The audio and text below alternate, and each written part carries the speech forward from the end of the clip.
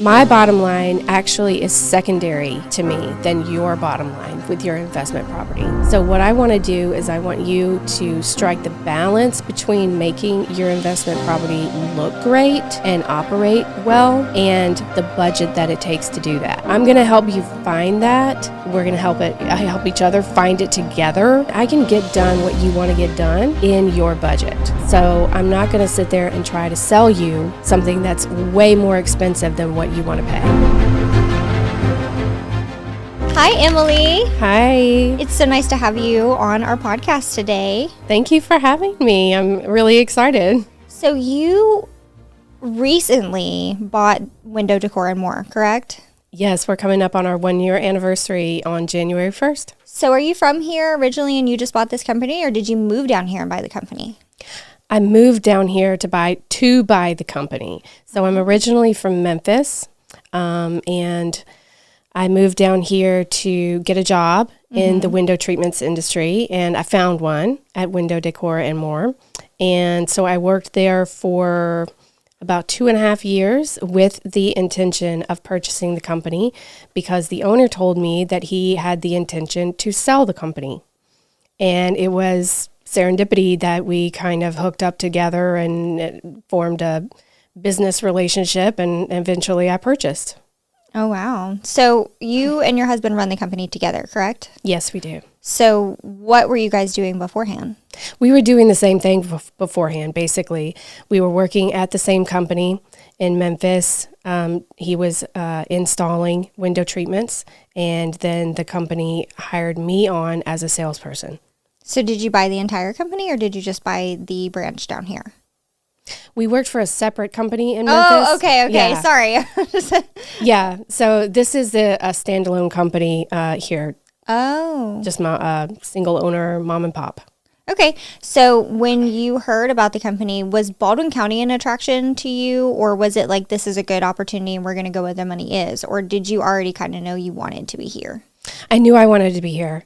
We had been vacationing down here for decades, and we love the area, and we had noticed over the years that it was growing really fast. And being in the window treatments industry, there's a lot of windows down here, and they all have a beautiful view. Yeah. So it's not a bad place to work in windows. But yeah, I moved down here for the intention of living here and working here. Okay. And you and your husband work together. So how has that been, kind of running a business together, living together, working together? That has been an interesting learning curve over the past year. I think we've handled it fairly well, but there's a little burnout. I'm not going to lie, but you just handle it and move on to the next day. So how do you guys set up boundaries between like professionally working together and then being husband and wife at home? Because this is something that I also do. I mean, I'm have my business, and then my husband, and we're constantly in the house together because a lot of the times he works remotely from home, and a lot of the time I'm working remotely from home, or I'm with the kids that day, and it's just we're together a lot. So how do you set those boundaries where it's like, okay, now I'm no longer business owner, I am wife Emily? Yeah, that's a tough one, right? I don't know. I think we just sort of magically figured out that when we go home, that's the end of the workday. And then the home life begins then. And I think we've been able to just kind of leave work at work and leave home at home. And we haven't really discussed it, but it's just sort of kind of fell into place like a little jigsaw puzzle that magically came together. Well, kudos to you guys, because we're still trying to figure it out. Yeah, I mean, I'm not saying that we got it all figured out, but we've been able to kind of handle it, I guess. Or it possibly be that we just shove everything under the rug when we get home, and then we address it the next day. Hey, well, that could be healthy, because you don't want to constantly be talking about work. I feel like a lot of the time, most of Daryl and I's conversations are just about our work things all the time. It's like work, kids, and then what's left? Yeah, and we don't have any kids at home anymore either. Yeah. So how old are your children? 30, 28, and 26. I got my stair steps. Wow. Yeah. So they're all out of the home. Where are they at? The oldest is still in Memphis, and I'm really proud of him. He struggled for a while, and now he's got his certification, in data analytics, and he's looking for a job. And the middle one is in Bethesda, Maryland, working at the Pentagon with the Navy. Wow. He graduated from the Naval Academy. Say that word again. Bethesda. Bethesda. Bethesda, man. Bethesda. And so, yeah, he graduated from the Naval Academy in 2020. Mm-hmm. And now he's working a desk job in order to go to grad school at Georgetown. Mm-hmm. And then the youngest lives in Nashville. She found an internship after graduating from the University of Memphis, and then got hired on as full-time from her internship. Wow. So that's where everybody is. We're going to spread out everywhere. Mom. I'm pretty proud of my kids. Yeah. They really have come a long way, and I'm really proud. That's awesome. Has it been hard for you to kind of be away from them all and be down here? Oh, it's been really hard. Yeah. I miss them terribly. I bet. Yeah. Well, maybe they'll eventually end up down here with you. I'm really hoping that at least one of them decides that window treatments is what they want to do for the rest of their life and decides to come work for mom and dad. You're going to have to work to make it sound really exciting. Yeah, I know. Because it sounds insanely boring. Come down to the beach to Sleepy Retirement Town and do window treatments. I promise it's fun. You're going to have to, I don't know. I'll help you. Yeah, man, my youngest is, she's a girl, and she is actively looking for a professional athlete to marry. So I'm not sure there's a lot of those down here. Well, God forbid a girl have a hobby. Right? I'm goals. What kind of athlete? Just any athlete? Just like basketball would probably be her preference. Okay. She likes the tall boy.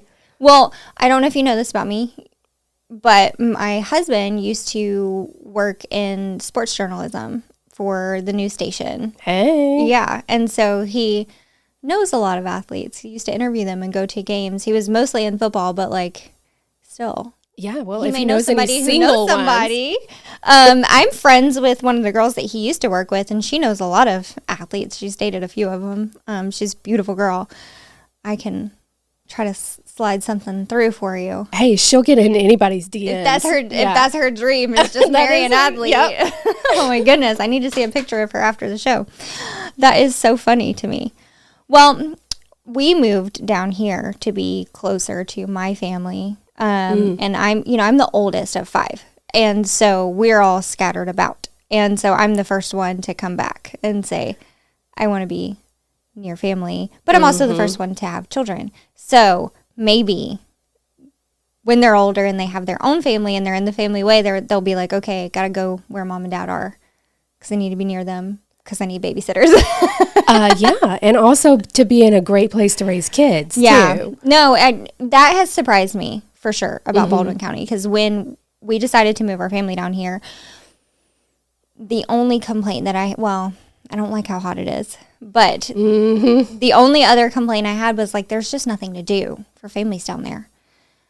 And we were living in a big metro, and we were like, oh, there's just always something going on. There's these wonderful things for families, and you just don't think of Baldwin County as a fun place to be. But then I got down here, and it's man, there's something going on all the time. You just have to know where to go and who to talk to. Sure, you have to seek it out. Yeah. And it's not just going to present itself to you like a big city would, but there's just so much growth and so many people coming from so many areas that it always just kind of blossoms into something to do and something to see. How has the community been as far as supporting and resourcing you since you've came down here? That's a really good question. So my realtor, to begin with, was very helpful in showing me around and telling me about community resources in Baldwin County. She was telling me about Main Street Initiative, which I don't really know much about, but she did mention it. It sounded really cool. And then the networking opportunities have presented themselves over the past year as well. I'm in a few different ones that meet on different days of the week. I'm not always available to go, but I'm always meeting someone new a member of the business chamber has been really helpful as well. And seeing familiar faces every time I go to an event is nice. Are you in the South Baldwin one or in the Coastal Chamber? I'm in the Coastal Alabama Chamber. Okay. I'm in the other one. Yeah. And it's been really good. I'm really only able to make, like, you know, I do the business after hours, but I'm not able to make all of the things because I got so much going on. And then, you know, you and I are in a networking group together on Wednesday mornings. Yes. And I feel like I can only stretch so much of myself out. Exactly. It's tough to make them all. Yeah. And so we concentrated on the Coastal Alabama Chamber because most of our business is actually in basically Gulf Shores and Orange Beach. So if I made connections in that community, I think it would probably best serve me. So when people are calling, when they're calling your business and they need your services, who are they getting on the phone? Me. You? Yes. Okay. So is your husband still mainly doing installations and you're running just kind of the business thing? Or how are you guys structuring that now? Yeah, exactly. Okay. Yeah. I run the business. I the brawn to your brains. Yes, exactly. In fact, I just said that the other day. No, I do the showroom. Okay. Answer the phones, do the books, do the sales calls, the measurements and everything like that. And he is the installer. And so he has to make what I sell work. Yeah. So hopefully I've done my job right. So you're kind of all up in it. So when a bigger company, even larger companies, when they call, they're getting you personally. Yes. That's awesome. Yep. I think that's so good for just customer service and quality. You know, this business is your baby and you want to see it succeed and you want things done perfectly. So the fact that you're able to do it yourself is so amazing. And I think that would speak to the kind of quality you're going to get when you call you. Absolutely. And I think it's nice when a customer calls me about something, I know that name and I know the job associated with that name. And I don't have to rummage through things or transfer them to somebody else in order to serve them over the phone. It's immediate. So what areas do you service? I know Gulf Shores, and I'm assuming like Perdido Beach kind of area. Where are you? 99% of the time, we're somewhere between Fort Morgan and Perdido Key. But we also come up to Foley. We go over to Magnolia Springs and Fairhope. We go over to Alberta and Lillian as well. And we've even gone into Pensacola and as far as Destin. That's crazy. We were just in Destin this week. I know. I remember you saying that. That's a big drive. It was a long day, but it was a great job. It was a lot of fun. It was in a fantastic new house. So I got to see some really cool architecture and design. Destin is beautiful. When we looked at moving down here, we considered moving to Destin. Daryl my husband Daryl has to make the drive down to Destin twice a week for business and work and stuff. And it's like, do we make this drive twice a week or do we just buy a house in Destin? Wow, yeah. But it's like, my family's here, and Destin is not as kid-friendly. It really is not. Like, it's a lot of snowbirds and a lot of retired and not a whole lot of young families. And it was like, fully Gulf Shores area is going to be, Fairhope, all that's going to be better for the family long-term aspect. So we do a lot of driving to Destin, though. Like a lot. Gosh, yeah, that's a lot. So I can imagine having a big project down there. You're having to go back and forth all the time yourself. Trying to minimize the back and forth. Yeah. But, not everything goes perfectly, so maybe you have to make a return trip. Of course, there was the trip for the initial consultation as well. So, yeah, and we're going back. She's getting some more things. We'll be back. What's your biggest product? Like, what do you sell the most of? What do you think is like, this is my thing? Probably drapes. Really? Yeah. That's so funny. As unexciting as that seems, it's drapes. There's a lot of floor to ceiling glass in the area that I serve. Okay. Big expanses of glass that need to be covered. And drapes just work like a charm. And that's really a great option for those types of windows. And since it's mainly what I do, then drapes is mainly what I do. Yeah. Okay. Well, I know your company, you haven't been running it yourself for very long, but in that short time, what kind of challenges have you faced? Like, what hurdles have you had to overcome? And was there any point where you thought, like, this is not going to work? We made a mistake? There hasn't been that point. No, thankfully. Good for you. I'm really, really happy doing what I do. And I've always wanted to be a business owner.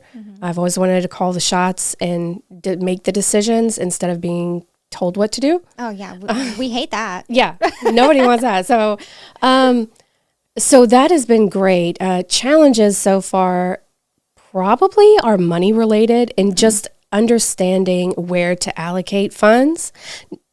I'm sitting pretty. Don't worry about that. But just understanding how much of a budget do I set for advertising? How much of a budget do I set for different things of running a business? And just learning that has been a curve. And then maybe overcoming errors and mistakes, because nobody's perfect. And every once in a while, you're going to make a mistake. So how you overcome that and handle that with your customer is really a really big deal. Oh yeah, it'll make or break you. Yes, of course. Because all you need is one really bad experience for it to take you down. Thankfully, I haven't had one yet, so that's and I good. hopefully never will. Yeah, well, you have a good personality. I'm sure that people enjoy working with you, and that's half the battle. Hopefully. It's just making people like you. That's hard. Please like me. Please like me. Oh, man. Did the previous owners of the company leave like a layout for you on how they were doing things and you're just taking it from there? Or did they just are you just having to figure this out from scratch? Maybe a little of both. They left me with a customer database, of course, and that is a big deal. We get a lot of repeat customers, so accessing that database is key.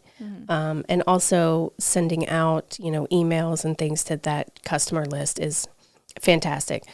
As far as how day-to-day running of a business, no, I've had to figure that out myself. Yeah. Yeah. And do you still do you love it as much as you thought you would, owning a business? Yes. Yeah. Yeah, I do. Calling the shots. I personally knew from a very young age that I never wanted anyone to ever tell me what to do. Nice. So okay.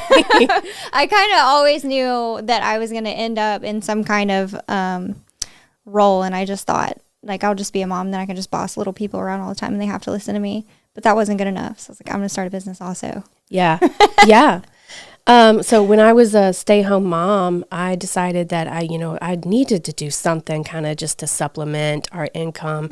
And so when I got into, I taught myself calligraphy so that I could go out and get calligraphy jobs, I forgot that about you. You do have beautiful, beautiful calligraphy. Thank you very much. But that was really fun because I had to promote myself and go out and get those commissions to do the calligraphy work, mostly for weddings, but other events and things like that for museums and organizations around town.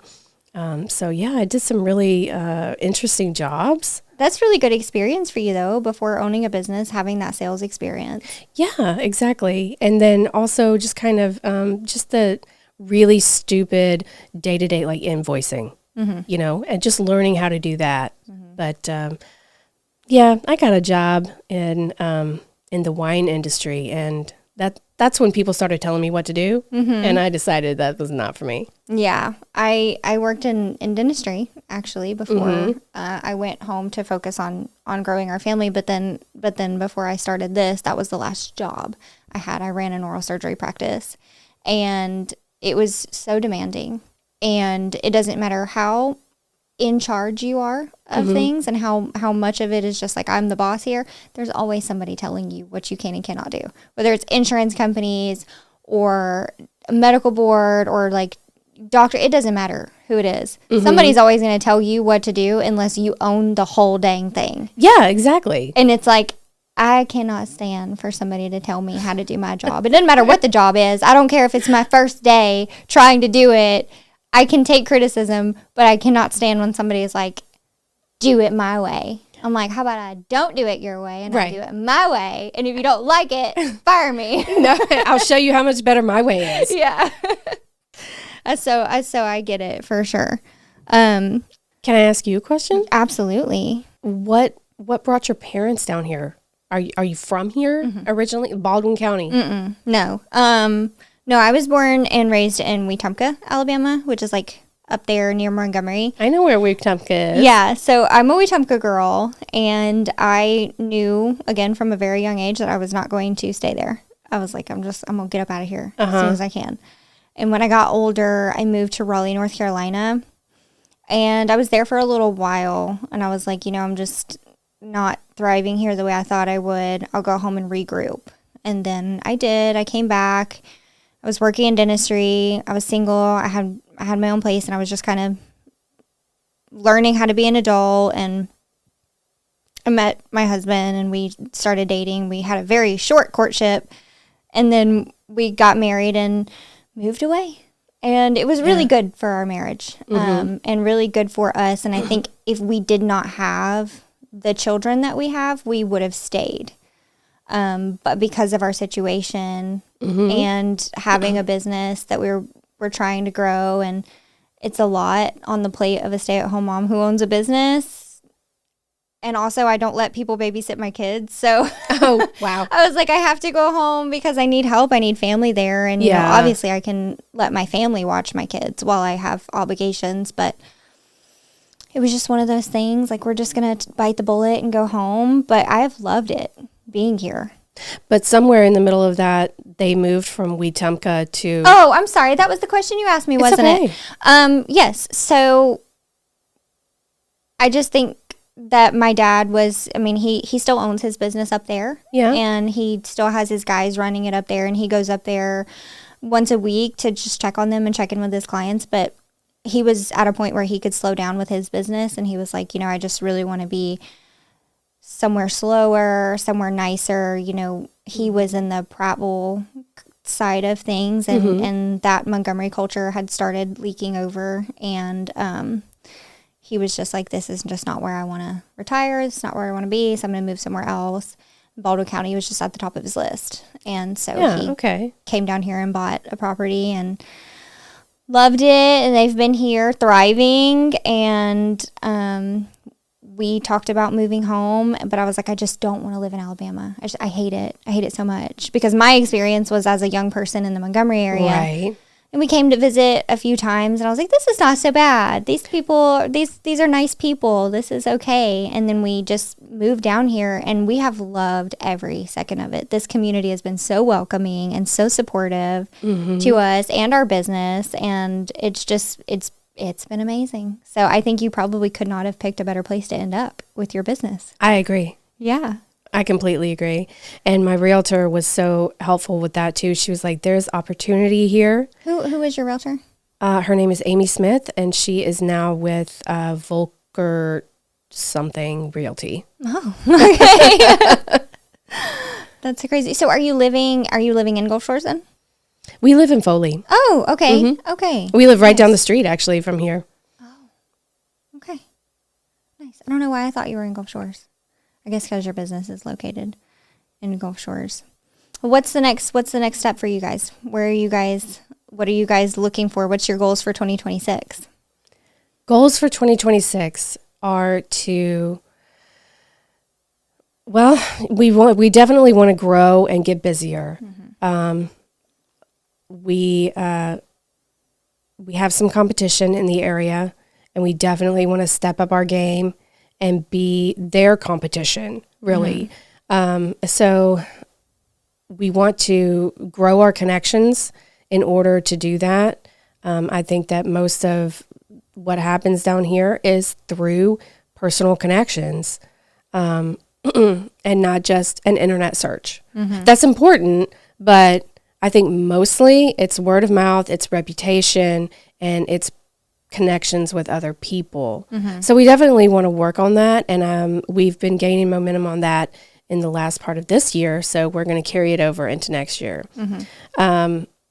Also, I think I want to bring on I don't know if this is the point where this is an answer to the question, I don't know, but we want to bring on an apprentice, an apprentice installer. This is a pretty physical job, and, my husband's not going to be able to do it forever, and there's a lot to learn. And some people might say that you could train a monkey to put up a blind, but you really can't. It's a lot of skill. Well, I don't want a monkey putting my blinds up. No, me neither. I hate monkeys. But yeah, it's a really demanding, physically demanding job, and we need somebody young in order to train. And obviously it's not going to be one of my sons at this point. So we need to find somebody like that. And I think that's going to be fun, actually, to have somebody to train and somebody to bring in a different perspective, a different dynamic, maybe a different group of people. So do you guys are just operating the two of you right now? Yeah, just us two. So you don't have staff helping you at all? We have a part-time installer that helps us. Okay. But he is also getting up there in age and won't be able to help us for much longer. Wow. You are busy then. You guys are busy, and you're just doing just us two. Yeah, wow. Yeah, we do stay busy. But the point is that we want to be busier. Yeah. So we're gonna need some help. Yeah, you're gonna need the room to grow. Yeah. And I think it would be fun to bring somebody in and train them and have them kind of get excited about what we do, even though everybody thinks it's boring. So how are you growing now? I mean, other than the networking events that you're attending and just getting your face in front of people and meeting them, how are you growing? How are you getting your name out there? How are people finding you? How are they finding me? Yes. Well, they find me through Google. You can find me on Facebook under Window Decor and More. You can find me on Instagram under the same handle. You can find our website. That's Window Decor AL for Alabama.com. And then, you can find us by driving down Canal Road because our signs are brand new and bright red and white, and you can't miss them. So are you selling though? I guess is what I'm asking. Is like, are you calling businesses and pitching to them? Are you having to cold call, or is business just kind of there from where you bought it, and you're just people know you're there? I don't do any cold calling. Okay. People know we're here, and it's one of those things is when you need a window treatments, you search them out, and that's how people find us. So what's your ideal client? Like, who are you searching for in 2026? That's a really good question. That's really tough to answer. My ideal client, well, since we do most of our jobs these days are rental units. So basically it's either investment or second home properties that we do. We want to continue that. We really like helping people make the most out of their investment property. Return on investment is really important to me, and I can help you do that. The ideal client, though, is someone who trusts me to help them. Okay. So I'm hearing you want a lot of second homes and rental properties. So if there was a Nick Saban who's buying out our whole area here, watching this podcast right now, and he has a lot of rental properties and he's wanting to get them fixed up and ready for the new snowbird season coming in, what would be your message to him as to why you over your competitors? Why me over the competitors? I think that I have your bottom line in mind, whereas I don't know what my competitors have in mind. My bottom line actually is secondary to me than your bottom line with your investment property. So what I want to do is I want you to strike the balance between making your investment property look great and operate well and the budget that it takes to do that. So I'm going to help you find that. We're going to help each other find it together. But I can get done what you want to get done in your budget. So I'm not going to sit there and try to sell you something that's way more expensive than what you want to pay. I'm going to strike that balance with you. Okay. So I'll tell you what I'm hearing from you as to why you over the competitor is because you and your husband are doing this yourselves. And when they're calling, they're getting you on the phone. And it's your company and you care not only about how your quality of work, but how they are happy about the product because that's your business versus when you call maybe another company and you're getting a customer service representative and they're sending someone out who the business is not personal to them. They may not get the best quality work. They may get somebody who doesn't care as much because it's not their baby. It's not their business. It's not their review. right? Correct. So that's very relational. Also, you're saying that you're out in the community making connections, and that's been really valuable to you because you think that word of mouth is really important. So I think that you have a very relational type of way of running business, and that's so important when you're trying to connect with a small community. So I think you're going to be really successful because that is a great business model, and those are great priorities to have. And I really believe in it. That's why I do what I do and why my company does what we do, because we believe that making that relational connection is super duper important when you're trying to grow your business, even online. So I think that you're going to have really great success in 2026, and we are rooting for you, and we're here to help you. And this has been a really great episode of our podcast, and I really hope that our viewers, it resonates with them and that there's somebody watching that can really benefit from your services. Well, thank you so much. I think you just nailed it. Oh, well, yeah, that's what I do. Great summation of the conversation. Yeah. Well, I appreciate you, Emily, for being on with us and Window Decor and More. And this episode, this is a wrap for us today. Yay. Thank you for being here with me.